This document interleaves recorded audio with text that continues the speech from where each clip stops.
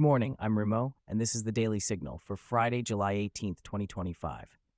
Breaking overnight, major developments across 4 continents that will impact your day. Here are today's top 10 stories. Israel expresses regret after deadly strike kills 3 at Gaza's only Catholic church, including wounding the parish priest. 5 convicted criminals deported by the U.S. to Eswatini are being held in solitary confinement, sparking international human rights concerns. Air India cockpit recordings reveal captain may have cut fuel to engines before fatal crash. Investigation intensifies. The UK announces it will lower voting age to 16. Could America follow this democratic shift? Ukraine transforms its front lines into testing ground for foreign weapons systems. Military contractors watching closely. Massive hypermarket fire in Iraq's Kut leaves 61 dead and 45 rescued. Emergency response under scrutiny.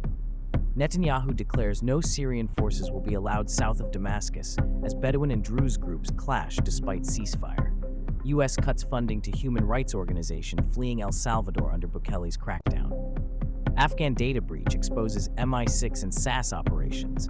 British intelligence scrambles to assess damage. Washington diverts Patriot missile systems from Switzerland to Ukraine as conflict escalates. Now let's dive into each story. Breaking overnight from Gaza, Israel says it deeply regrets the deaths at the Holy Family Church, Gaza's sole Catholic church. 3 people died and 10 others were wounded, including parish priest Father Gabriel Romanelli. The Israeli Defense Forces called it stray ammunition during operations. The Latin Patriarchate of Jerusalem condemned the attack, while Pope Leo XIV expressed deep sadness and called for an immediate ceasefire. Italian Prime Minister Giorgia Meloni also condemned the raids. This matters because it marks the first strike on Gaza's only Catholic church during the current conflict, raising questions about protection of religious sites in war zones. Here's what's confirmed. 5 men, deported by the U.S. to Eswatini, are being held in solitary confinement. These aren't ordinary deportation cases. They're citizens of Vietnam, Jamaica, Cuba, and Laos who were convicted of serious crimes including murder and child rape. The twist? They were in the U.S. illegally, deported to Eswatini, and now that country plans to send them back to their home countries with UN assistance. Human rights groups are calling this treatment inhumane. This exposes gaps in international deportation protocols and raises questions about where countries send people when their home nations won't accept them. Critical development in aviation safety. Cockpit voice recordings from an Air India crash suggest the captain may have intentionally cut fuel to the engines before the fatal incident. Aviation investigators are analyzing these recordings as potential evidence of pilot error or mechanical failure. The detail you need to know. If confirmed, this would represent one of the most serious cases of pilot actions contributing to a commercial aviation disaster in recent years. This matters because it could trigger new pilot psychological screening protocols and cockpit monitoring systems across the global aviation industry. The United Kingdom just announced it will lower the voting age to 16, joining countries like Austria and Scotland in expanding democratic participation. The policy aims to engage young people in politics before they enter the workforce. Here's the American angle. Several U.S. states and cities are watching this closely. Democratic leaders in California and New York have proposed similar measures, arguing that 16-year-olds can work and pay taxes. Why this matters to you? This could influence American electoral politics, potentially adding millions of young voters who historically lean progressive on climate change and social issues. Ukraine is transforming its active war zones into testing grounds for foreign weapons systems. Military contractors from NATO countries are using the conflict to evaluate equipment performance against Russian forces in real combat conditions. The unprecedented aspect. This marks the first time since World War II that a major conflict has become a live testing environment for Western military technology. Defense companies are gathering data on everything from anti-tank missiles to drone systems. This matters because successful weapons tested in Ukraine will likely dominate future military contracts worth billions of dollars globally. Devastating news from Iraq's Kut province. A massive fire at a hypermarket killed at least 61 people and led to 45 rescues. Emergency responders are still investigating the cause of the blaze, but early reports suggest inadequate fire safety systems.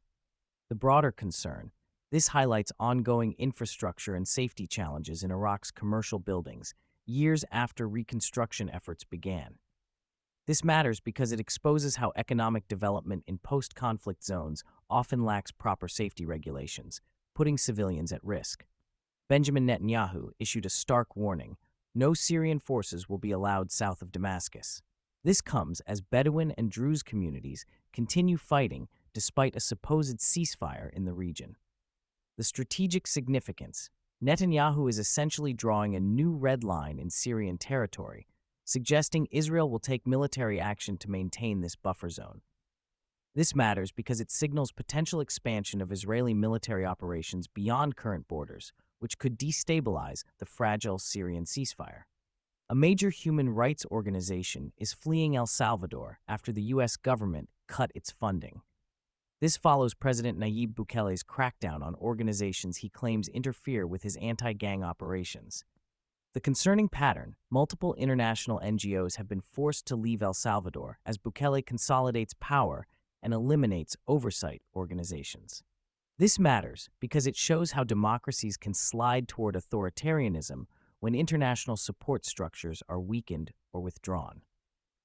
A massive data breach involving Afghan operations has exposed MI6 and SAS personnel and operations. British intelligence services are scrambling to assess the damage and protect compromised agents. The critical detail: this breach potentially reveals years of covert operations, local sources, and ongoing intelligence networks in Afghanistan and surrounding regions. This matters because it could compromise Western intelligence operations across Central Asia and potentially endanger the lives of local partners who worked with British forces. Breaking from Washington: the U.S. has diverted Patriot missile defense systems, originally bound for Switzerland, to Ukraine instead. This represents a significant shift in American military aid priorities. The strategic implication: Switzerland's neutral status apparently took a back seat to urgent Ukrainian air defense needs as Russian attacks intensify. This matters because it shows how the Ukraine conflict is reshaping traditional military partnerships and arms sales across Europe. Three major themes emerge from today's news. First, the escalation of proxy conflicts. From Gaza to Syria to Ukraine, we're seeing intensified military actions that blur traditional boundaries. The common thread: major powers using regional conflicts to test strategies and weapons. Second, democratic institutions under pressure. The UK's voting age change contrasts sharply with El Salvador's crackdown on rights groups. We're witnessing a global tension between expanding democratic participation and authoritarian consolidation. Third, intelligence and security vulnerabilities. The Afghan data breach and deportation complications show how post-conflict situations create lasting security challenges that affect international operations for years. The pattern to watch: countries are increasingly willing to break traditional diplomatic norms when faced with immediate security threats. This suggests we're entering a more unpredictable phase of international relations. For your day ahead, these stories connect to broader trends in global security, democratic governance, and technological warfare that will shape policy decisions affecting everything from your travel security to voting rights. That's the Daily Signal for July 18th, 2025. I'm Remo. Stay informed, stay engaged, and we'll see you tomorrow with the stories that matter most.